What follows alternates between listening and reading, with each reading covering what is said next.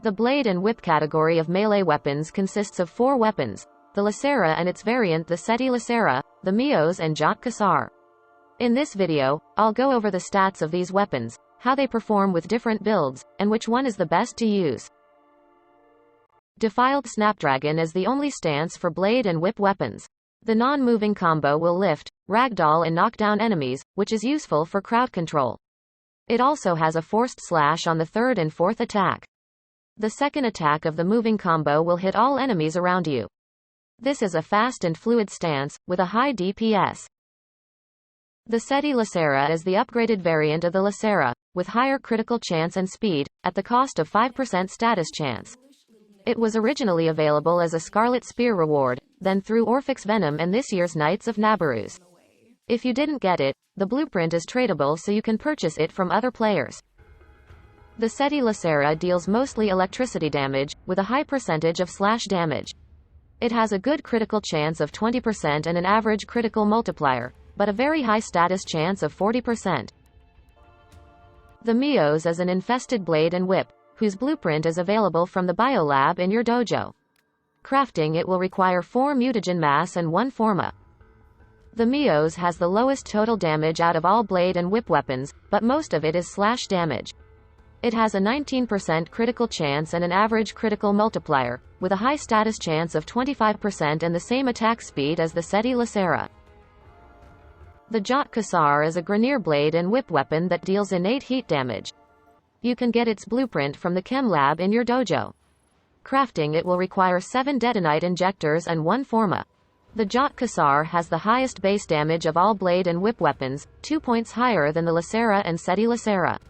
It deals mostly heat damage, with impact damage closely behind and slash damage in the 3rd place.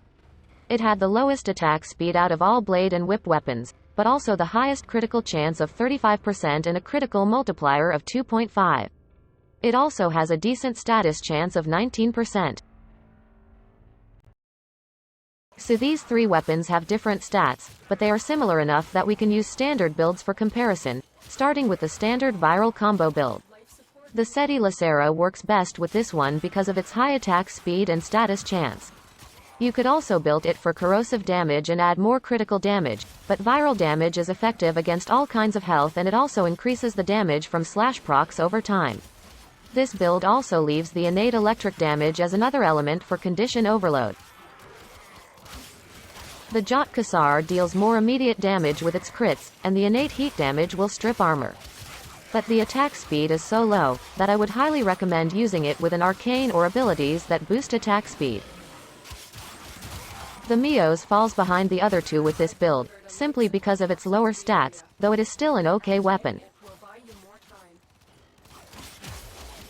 However, if you're fighting higher level Corpus, the Mios is your best choice, because it doesn't have an innate element. Since slash procs don't bypass shields, it's better to build for toxin damage with a high status chance and a Smite Corpus mod.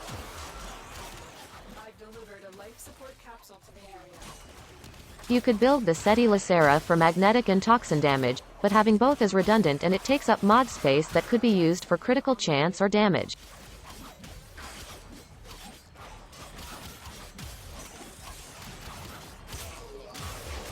The Jat Kusar has a similar situation. You could build it for radiation and toxin, but it takes up space that could be used for status chance or more critical damage.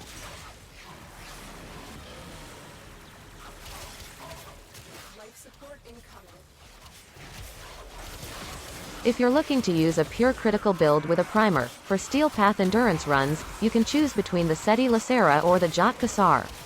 The question is whether it's more important for a weapon to have high critical chance and damage, or to deal more slash damage and inflict slash procs.